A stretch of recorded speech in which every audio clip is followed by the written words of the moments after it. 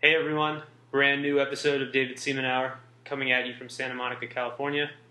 I'm here today with Del Cameron, my campaign manager, and our guest Tangerine Bolin from Demand Progress, right? Or is it Revolution Truth? It's hard to keep track. Revolution Truth. Okay. Demand Progress is supporting the campaign also, though, right? Yes, they are. There are 1 million members, Civil Liberties Group, supporting us. Great. So if you could just give our listeners some updates on this NDAA ruling. After the appeals court dealt with it, it seems like there hasn't really been much news coming out. No, there hasn't. There's one primary update and then a little bit of backstory that I don't think you and I have discussed, David, so if you're interested in hearing that, I'm happy to talk about it. But the update is this. 2 days ago, the Circuit Court of Appeals in D.C. ruled for Hamden. Hamden is a fellow who has sued the United States government a couple times. First it was Hamden v. Rumsfeld, and this one was Hamden v. United States. And in this lawsuit, essentially what the court ruled was that the material support standard does not fly because it wasn't an issue prior to the creation of the Military Commissions Act in 2006, which was created specifically to try to retroactively criminalize what he had done. He was essentially a driver for Osama bin Laden at one point, but years prior. And so what the court ruled was you can't pass a law and create a commission to retroactively criminally prosecute someone. What that means for us is that the material support standard, which is actually much stronger than one of the issues over which we're suing, which is substantial support, it means it really bolsters our case because obviously when substantial support is weaker, our case has all that much more merit to it when material support doesn't fly. So that's essentially the update. And it's very exciting for us because, as you know, this has been this incredible saga, this huge battle with the government, one, to win the case, and two, to have the public even know anything about this incredible civil liberties win. Yeah, you would think the public would be more appreciative of your organization trying to prevent Americans from being imprisoned without charge or trial on suspicion alone. Yeah, it's a ridiculous amount, like a public service that you're doing. It must be very trying on all of you. Well, yeah, I would say it definitely is, and perhaps me most of all, just because I got so sick a few weeks into launching this lawsuit, and I'm still very sick with a mystery disease. It's incredible. So it is trying, but I would qualify this statement, David, about the U.S. public, and just add to that it's not really their fault, because I think most people just don't know about this case and about the NDAA in general, and I would say that that's the fault of mainstream media. I mean, they're not doing their jobs. Yeah, I mean, it's not the American people's fault. None of us asked for this stuff to be in the bill. We weren't like, what we need right now? The ability for the federal government to imprison Americans just by pointing a finger at them. That's not what any of us asked for. So yeah, it's not the American people's fault. It's the fact that those people who happen to be working within mainstream media organizations are either they don't think this is worth covering, or more likely, they're being told, do not cover this. And I wanted to move on on a positive note. You're doing a trending campaign on Twitter to coincide with the last presidential debate. Can you explain that to people and how they can maybe participate? Yeah, actually, we were inspired by you and Amber Lyons and other people who started this on your own. And essentially what we're doing is adopting what you've started and asking anyone and everyone to join us on Monday night during the last presidential debate and to help us trend the hashtags NDAA or NDAA ruling to the debates on Monday. And so, we're asking a lot of people. Demand Progress is going to be part of that, and all of our followers. So hopefully we'll get noticed on Twitter, because we're basically having to crowdsource the truth of this case, and this is one of the tools we're going to try to use. Yeah, pretty interesting stuff. Very quickly before you go, can you tell people where they can follow you on Twitter so they can start to participate in this trending action when it starts? Yeah, it's sorry, hold on. You know what? There's Tangerine Bolin on Twitter, and I'm so sorry because we just set up our NDAA account, so I don't remember what it is. Shoot. I'll look it up and we'll look it up. Make sure. Okay. I I had a quick question because I know that Amber Lyon's been covering or attempting to cover like some of the aspects of the Defense Authorization Act for 2013, specifically like Amendment 114, which people are viewing like as granting the government the ability to push to basically like produce domestic propaganda. Have you guys looked at anything? I know that you're like basically swamped following the indefinite detention aspect of NDA 2012, but have you guys looked at or done any research on that? So my organization is not, and of course our lawyers are not, because they are, well ensconced in our case. But Right. Demand Progress is certainly looking at it. David Siegel regularly meets with people on the Hill, and he's pushing really hard, and has definitely been emboldened and supported by our win to really push these guys to revise a lot of things for the 2013 NDAA. Right. So while I don't have the details on precisely what you asked, I would say that we're in a better position than we were 11 months ago or a year ago to actually apply real pressure to Congress to do the right thing this time. Wonderful.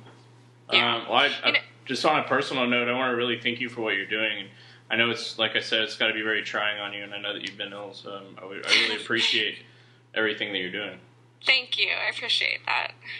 All right. Thank you very much, Tangerine. And All right. people can follow Tangerine Bolin, that's Bolen, on Twitter. And, on Monday night, you got to take part, because the presidential debates almost certainly will not talk about this landmark lawsuit.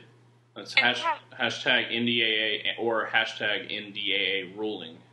And we'll have that on our website, stopndaa.org. We'll have instructions for it as well by tonight. All right, great. Thank you very much. Thank you. Take care. Thank you. You too. Bye. Bye. All right, guys. Nice depressing start to tonight's podcast. I thought it was positive. That's Well, it's positive that people like Tangerine are trying to do something. Yeah. It's certainly not positive that this is the world we live in today. Yeah, I mean, but at least, there are people out there that are awake and they're doing everything they can to spread the message and to fight against things like this, which is, it's just obviously unconstitutional. It's chewing away at our liberties, our personal liberties. Did you want to, go ahead and...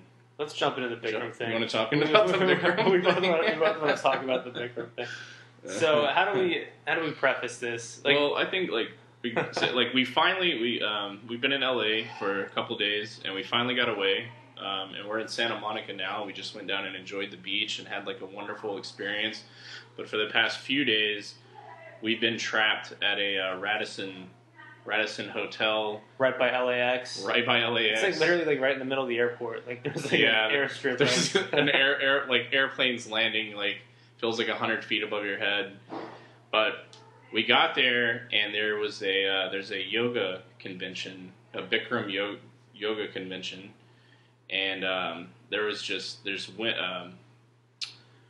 I'm not trying to sound degrading. There's just beautiful women walking around everywhere in spandex all day long through this hotel, maybe 500, maybe 1,000 of them. And some men with long hair. And some men. There's a couple of guys there too. And if you don't know what Bikram yoga is, it's a form of yoga where they go into this sweat your ass off. Yeah, they go into a room. It's 105 degrees, 40% humidity, and go into all these stretch poses. And they go in there for an hour, 2 hours at a time, which sounds incredibly dangerous, I think, for your health. But I don't know, maybe it's beneficial. Well, the idea is to sweat the toxins out, but I don't know if you need to do that for 9 weeks straight. I think it lets you stretch further too. Oh, but let's get to the crux of the matter. So we were there was something wrong with this hotel. We went to the hotel bar last night, and there was not a single woman there. There was maybe one woman in the back. Not that we were trolling for ladies or anything. It's just a sociological observation. There are no women here, and we saw hundreds of women with the yoga mats earlier today, and it's only 9:30 p.m. So where did they all go? And so this guy started talking to us, and he revealed two pieces of information. One was that the Bikram is actually the name of a person. He is the Bikram is which we didn't know. Is actually the one hosting this course. That's what this guy told us. Yeah, and then also there were two, I guess, qualifying. How would you put that? According to this guy at the bar, who's clearly as credible as, I don't know, a Reddit post or something on a forum somewhere. He claims that the women in this program are basically they have to be celibate for the duration of the program, and it's a special training program for people who want to become Bikram yoga instructors. Official certified. Yeah, official certified by from, the man from himself. Bikram himself. It's like getting a Buddhism certificate from Buddha. Yeah, like he is the Bikram. They're in week 5, so these people have been at this hotel for 5 weeks, and they're going to be there for another 4. And they apparently have to be celibate, and they have to avoid alcohol. If they're caught with alcohol, according to this guy, they can be snitched on by one of the other people in the program, and they don't pass the certification on time. Which is a big problem because I think it costs anywhere from $10,000 to $15,000 to do this. Right, like the hotel part alone is around $4,000, and then you have to pay the fee for the course. You have to pay Bikram. I mean, it's a sweat and well, he's the guru. You have to pay him. I think there should be like some kind of maintenance fee for that because if you get in the every time you get in the elevator in this hotel right now, just covered in sweat. The entire floor is just like puddles of sweat. And if you get stuck in an elevator with these people, you have food on you, like they start to look at you like they're zombies, and they won't let you go. They want to attack you over your taco. Yeah, there was but the celibacy thing, I think it's been somewhat debunked. We did some more research into Bikram today. And, but the alcohol thing has not been debunked. They really aren't allowed to drink alcohol. We don't. The celibacy thing could be real. We don't know that. Well, I mean, from what I read, I read some articles that I think. That makes me feel better about the bar last night, then. So this thing. Like there wasn't a secret party happening on the second floor of the hotel, and we were sitting down there with this, large like bodybuilder looking guy. The funniest thing is that all of them appeared there. Like you're in like a crowd of like 30 of these girls, and they're walking around like zombies, and they're like clutching onto these bottles of water, like it's the last bottle of water on Earth. Yeah, clutching onto these thermoses of water. They have this look of such extreme appreciation for the tap water that's in their hands. Precious. And I observed one woman, she walked over to the cafe. It's like a Starbucks, but it's not a Starbucks. And she picked up a thing of yogurt and turned it around in her hands with it looked like wonder. Like she was in wonder. She just found a gem. She was amazed. She read every word on the package of yogurt and then carefully placed it back down, knowing that she was not allowed to have it or something. No, just went for a water instead. Oh, it's so horrible. And we're sitting in front of them, all drinking as much as possible. Drinking alcohol, laughing, having a great time. They just look so sad, man. Yeah, Dell and I had a 2-man mead hall at our table, and then there's some really austere religious practice going on in this hotel surrounding us. Yeah, and look, I'm not here to trash yoga. I'm not here to trash any form of working out and staying in shape. That's awesome. We should probably. What I'm trashing is. I guess my own laziness. There's no way in hell you could get me in a program for 9 weeks. No way. Sweating every day, 110 degrees in that room. Not for the price of a brand new car. Yeah, I'll take the car. I went down to the beach today, and the beach over here, it takes maybe 10 minutes of walking through sand.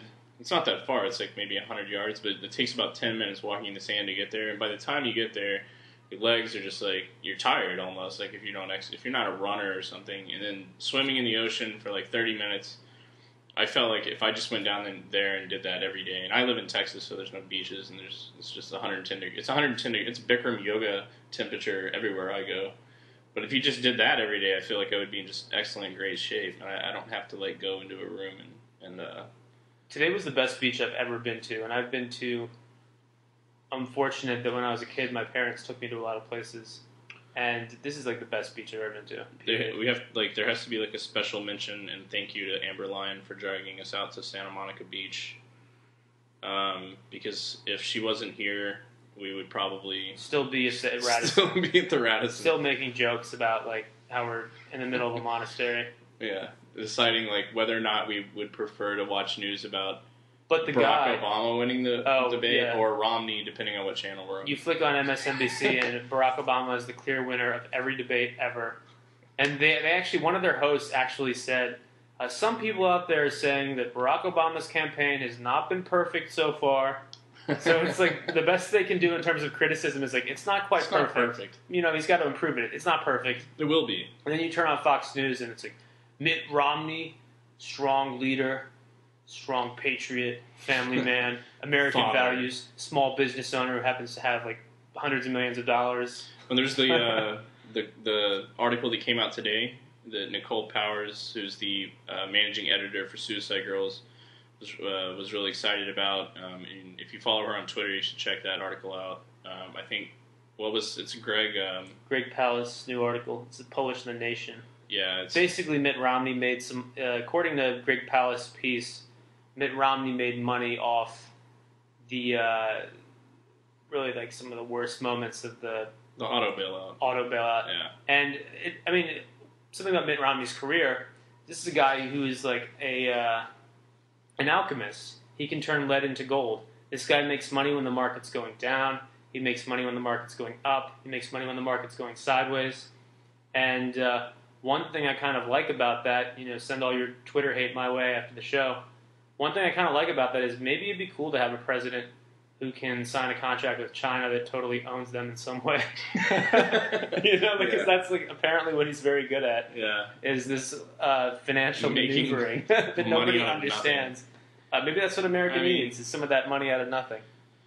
Well, he did so in some cases that ended up, costing jobs. Like a lot of the illusions of Mitt Romney, which he tries to say like he was involved in businesses that created American jobs, except the types of businesses he was involved in and a lot of like the investments he made, that it didn't have much to do with like hiring and maintaining like high levels of employment for these companies. It was about like pulling in the top dollar at any cost, and if that included using workers in China as opposed to Americans, then that's just what you got to do. He needs to buy a lot of ponies, a lot of horses, a lot of cars. He likes fast cars, I'm guessing. Mm-hmm. I wonder if he. I was reading about this tax loophole the other day, and it's something where like they claim their yachts as a household, so that they get like deductions off of it. I wonder if you're living on a houseboat and you're like a bachelor, I think that's that's credible. But not if you're Keanu like Reeves and the Replacements. Not if it's some super yacht that you spend 1 week a year on.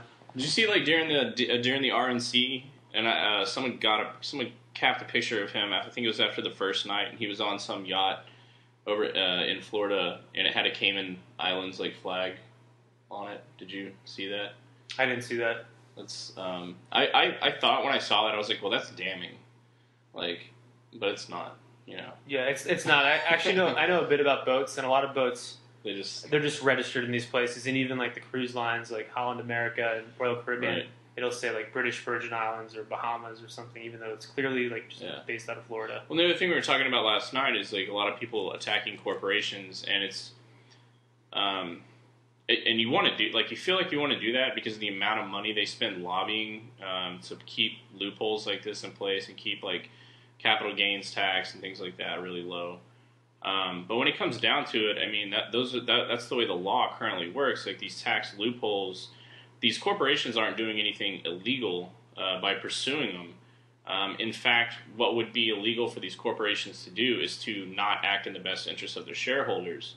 So if they were if a company came forward and said, well, we want to be a different kind of company and we want to be honest and we think the American people deserve more of our money in the form of taxes, that would be technically illegal. And like the board of directors of that company would probably all be fired. Yeah, because you're stealing money from the people who invested in that company. There's got to be the only answer to that has to be some more regulation in those areas and an overhaul of the tax system, not just repairing you need potholes. smarter regulation.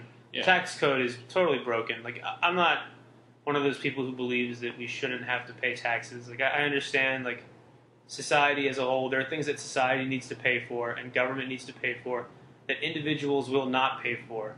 I'm not going to go out and buy my share of an aircraft carrier to keep America safe. But right. Through paying taxes, you do those things, and you also maintain the interstate system and our court system and all these other things that we need to spend money on. So I'm not against paying taxes. What I'm against is this level of crazy bureaucracy that it has turned into. And waste. And wasteful, and it's something where if you have money and you can afford a tax attorney, you get to walk around these crazy little loopholes, and if you don't, it's very possible that you end up paying more than you should. And if a company only has to pay 15% on something, for them to say, "Oh, we're going to pay 30%," that puts them at a competitive disadvantage, and it's just wasting the money of their investors. Like you said, they would be fired because they're not doing what a company is supposed to do, which is maximize shareholder value. There's a really good article that's out right now, and it's in a small newspaper. It's from Dallas, from where I live. There's a small newspaper there.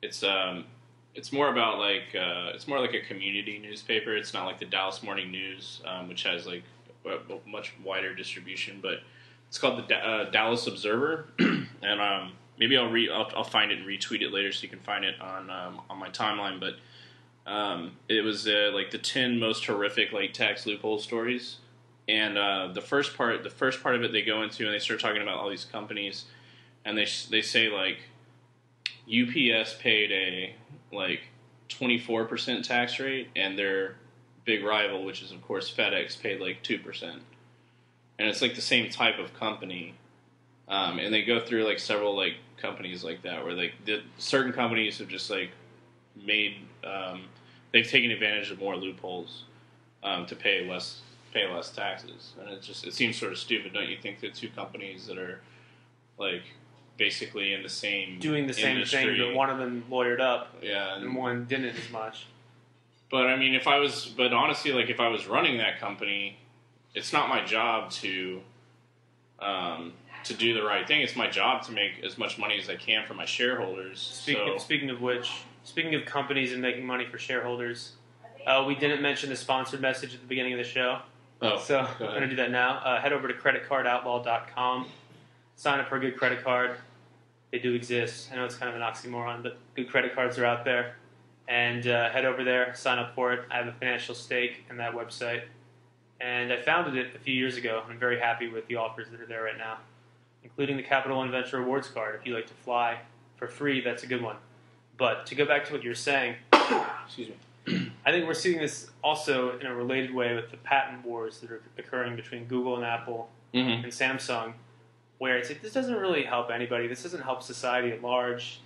Doesn't help consumers. So who is it helping? You know, ultimately, it's damaging to consumers, specifically because if I had to pick between the two, of course, I go with the Samsung product every time, and not because not because I think I'm under surveillance from the FBI and you can't get your battery out of an iPhone without just smashing it to pieces, but just because I think the Galaxy works a lot more proficiently than the iPhone.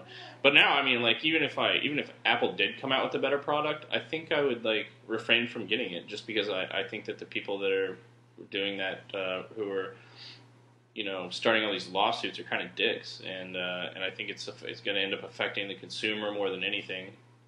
And I think they're trying to shut down competition, which is also like extremely beneficial to the consumer. It helps drive down prices, increases innovation, and as far as driving down prices, I mean, I don't know. Like, they're still $600 phones, but I mean, you have an iPhone. What do you think? I like the iPhone 5, but now that I've been looking at your S3, it's like having that girlfriend that you really like, and then I don't even know, you watch like some movie with a hot girl in it. This is the worst analogy ever. It's basically like the iPhone 5 is cool, but then you see a Galaxy S3 and you realize, shit, this thing is thinner, probably costs less, it's got a much bigger screen. Yeah. Not as proprietary. And Apple... You can remove the battery if you're a paranoid Alex Jones type.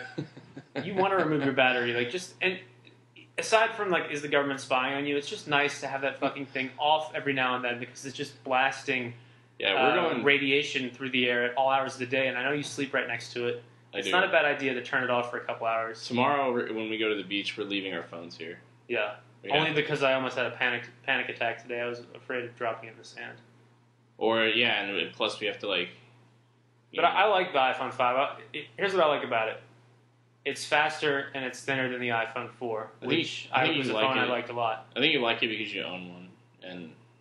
I liked it before I owned one. I liked the process of the pilgrimage of getting one. It was hard to get. It says something about my stick-to-itiveness. Determination. That's awesome. And it has iTunes, which is one of the major ways that people listen to this show.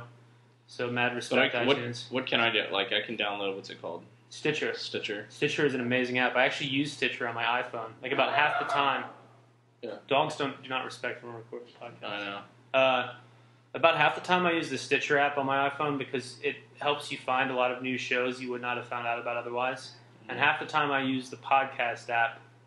On iOS 6, iTunes like separated podcasts, and now you have to download a separate app to listen to them. I think that was kind of a mistake. At first I was excited about it, but the more I think about it, like the iTunes thing worked really well, so I don't know why they've separated it on the iPhone 5. But I'm sure they'll come up with like an update that'll improve it. See, like I have no comment on that. I would say, like, talking about iTunes, if anyone hasn't yet listened to the Joe Rogan Experience podcast that we recorded Tuesday with, it was David and Abby Martin and myself, and of course Joe Rogan. You should check that out immediately. And Brian Redband. Yeah. Once you get... there was someone on Reddit that kind of like listed... We went through such a wide range of topics. And someone on Reddit the other day was like kind of... Let's find the exact wording for that. Someone put out like basically a timeline and linking to articles that we were discussing throughout the show, which is pretty cool. Different topics, which is really, it was great of him to do that. At one point, like, he just basically says that we fall off into conspiracy realm, like conspiracy land. Joe Rogan casually mentioned an Alex Jones documentary. Once you open that can of worms, and you were already like fully caffeinated from there, like just go deep down the rabbit hole. I wanted to pull the conversation back, but it was difficult. All right, so it says 1 hour 45 minutes. 1 hour and 45 minutes. We go deep into conspiracy zone for 30 to 40 minutes. And then at the end we talked about the Navy SEAL. some book written by a Navy SEAL about the Bin Laden raid that apparently contradicts the official government story. But otherwise, like specifically because Abby Martin was on there and she's very passionate and very knowledgeable, you should definitely go and give it a listen. We're trying to encourage... There was a guy who did... Last time David was on Joe Rogan's show, there was a guy who made like a highlight clip. And if you haven't watched the Joe Rogan Experience, it's 3 hours long. So that we're trying to encourage this guy to make us another cool video. He dubbed in some music and some really cool images. So hopefully... one of the Joe Rogan's fans will eventually make a shorter version where we can just get some highlights if you can't sit through 3 hours of a podcast. Yeah. So, what else? What else do we have going on? You did an article yesterday for Suicide Girls. There's an article up on Suicide Girls right now. If you check out my Twitter stream, D_Seaman, over there I linked to it. In the Suicide Girls article, I just wanted to create like a quick piece where people can find out, like, here are the media sources, here are the journalists you should be following and listening to, because these are the people who are not compromised, they're not bought, they're interested in covering the truth, not in spinning things. And it was so funny when we were watching MSNBC the other day. We noticed... Which part? You noticed. You noticed that one of the segments, one of the shows, is actually called Spin Cycle. It's the Spin Cycle. And they're sitting at a table basically bullshitting you. And they're not even, like, lying about it. They're like, this is a Spin Cycle. Like, we're going to just throw some shit your way. What did we... we nailed Rachel Maddow the other day. Oh, for citing her own blog.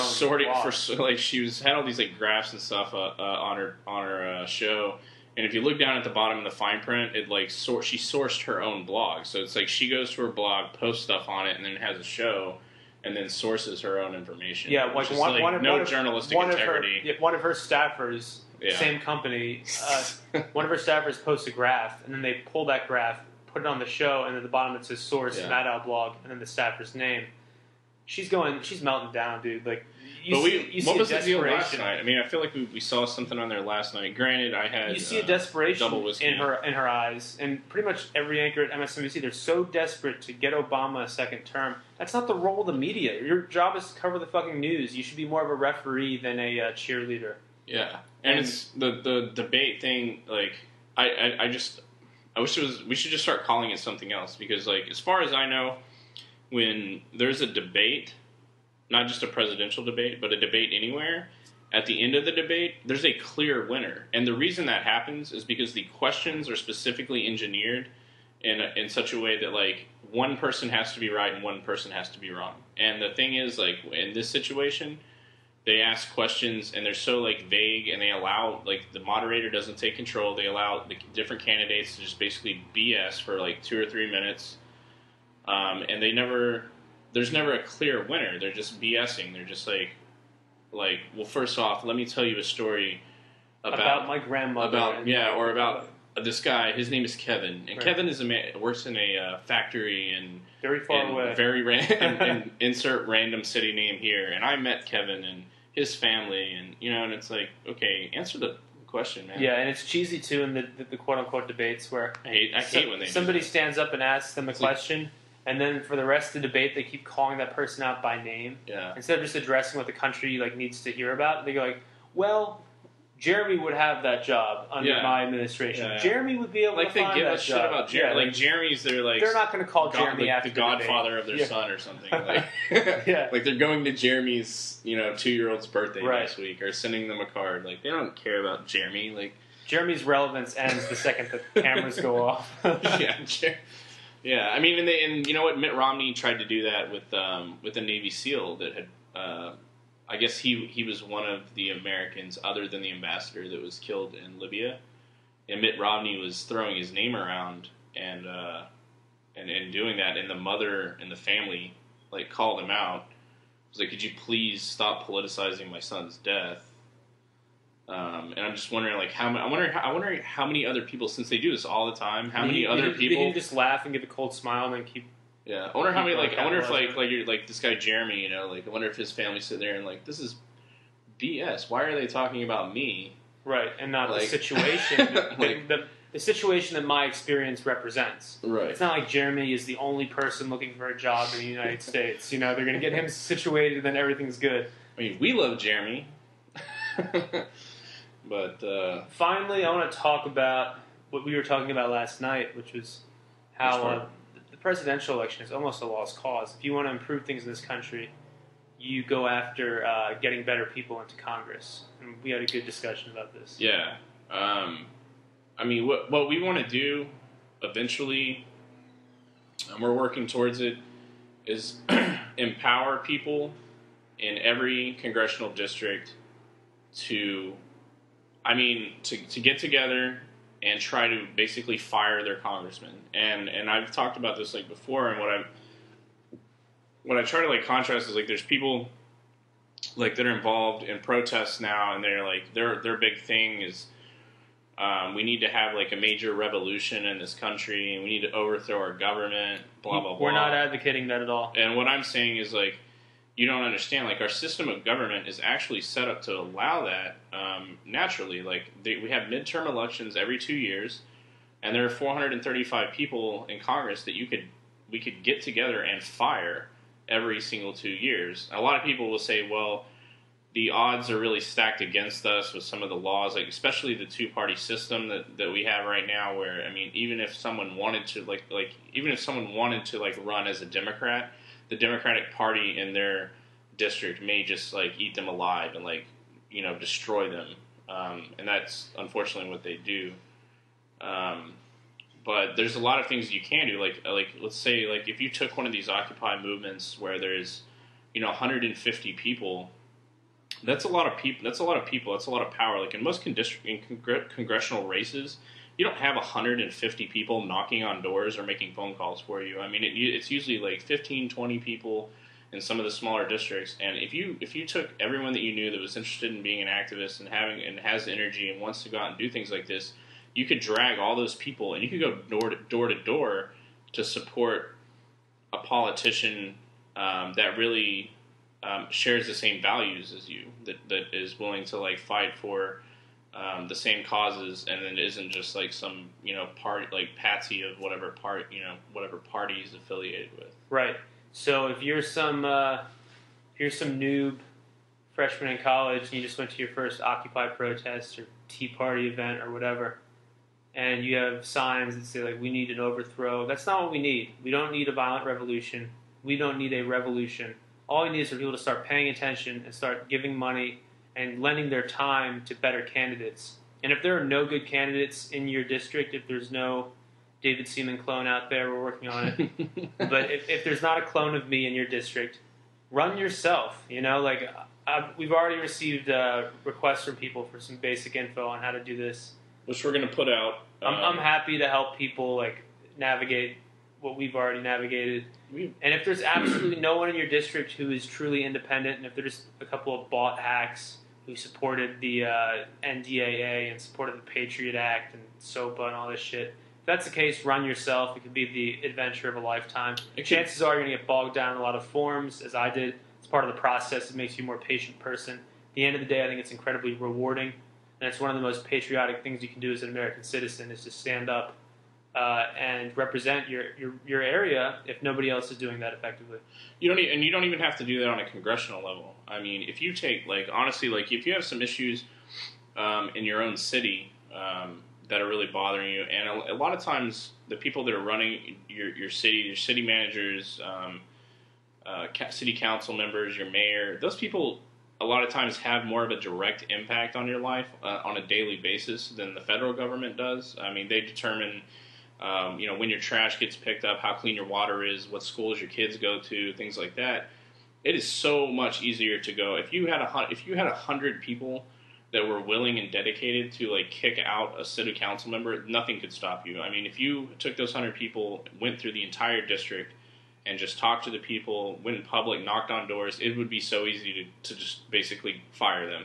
And what you can do is take those 100, next time you have a city council meeting, take those 100 people down to the city council meeting and say, look, we're really sick of some of the things going on in our city. You guys aren't paying attention to what the people really want. And I have 100 people here, and if you don't do what we say, basically, we're going to go down to your district, we're going to knock on doors, and you won't have a job next year. So that's the power that the people have, and people aren't really utilizing it effectively right now, and that's one of the things that I would really like to see happen, because we really do have all the power. Yeah, we're just not using it. And that's the way it's supposed to work. We're not supposed to have a violent protests or any of this garbage. This is America. This is not some starving third world nation. This is the United States of America. We have a system that allows us to get rid of members of Congress who are no longer representing our interests, no longer representing the people. And let's take advantage of that. It's apathy that brought us to this point, and it's extreme awareness and hard work that's going to bring us back to a proper functioning government over the next couple of years. And it can be done. I mean, it's already happening. Maybe we're going to have to do this. Because a lot of people are like, well, we're going to have to wait till Citizens United is overthrown, or we have to wait for until super PACs are deemed illegal. There's never an ideal time to do something. There's always going to be something in your way. Of course, Citizens United sucks. There's always going to be some kind of roadblock, and if you're waiting for that perfect time when the skies part and a beam of light comes down, and you feel like this is the time for me to correct this injustice, if you're waiting for the moment where you're declared the Lion King, it's not going to happen. You just got to get out there and do these things. Inform yourself, inform others. You can give money to my campaign if you want, davidseamanforcongress.com. Well, that is something that anyone who's been listening to David's podcast and that appreciates what he says and what he's fighting for online, that's one thing that if you really want to support the campaign that you can do right now. We have a volunteer form on the website you can sign up for. It helps a lot if you live in the district or live in Florida and you're able to get to the district, District 23. But if not, we could use your information to, in the next cycle we're going to be, have like phone banks. We need people to make phone calls and help out any way they can. The number one way that you can help the campaign is to make a donation. Any donation that you can, whether it's like $10, $25. We've gotten donations all the way up to $500, and we've gotten donations for $50 and for $20. And all of it makes a difference, and it makes a difference within a matter of days normally. Yeah, so it's you just go to davidseamanforcongress.com, and you can also follow David online. It's at D_Seaman. That's SEAMAN. If these people subscribe to the David Seaman Hour and they still don't know how to spell my name, you need to keep your money. And you can follow me it's at Dell, like the computer, at Dell Cam. And the other thing that I wanted to talk about if you're a Facebook dude, facebook.com/David Seaman for Congress. Yeah. We post a lot of good info over there as well. And this is actually just directed at one person, and but I don't know if she's listening to this, but I really want to apologize to Lady Gaga. We don't need to go into this. Okay, yeah, you're right. Never mind.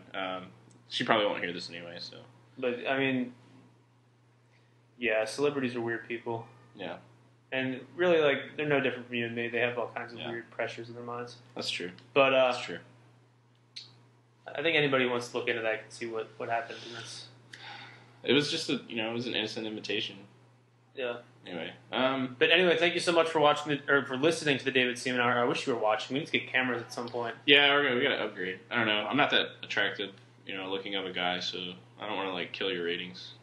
Oh, don't go fishing for a compliment. Now you get hundreds of tweets from girls. Yeah, hundreds. Over 9,000. You might get over 9,000. Over 9,000 tweets. Okay. Thank you so much for listening. And if the sound quality here is kind of weird, it's because we're chilling in somebody else's apartment, doing this from a laptop. And definitely, as Del pointed out, aside from checking out the campaign site, if you want to enjoy a really good discussion, download the Joe Rogan podcast from Tuesday.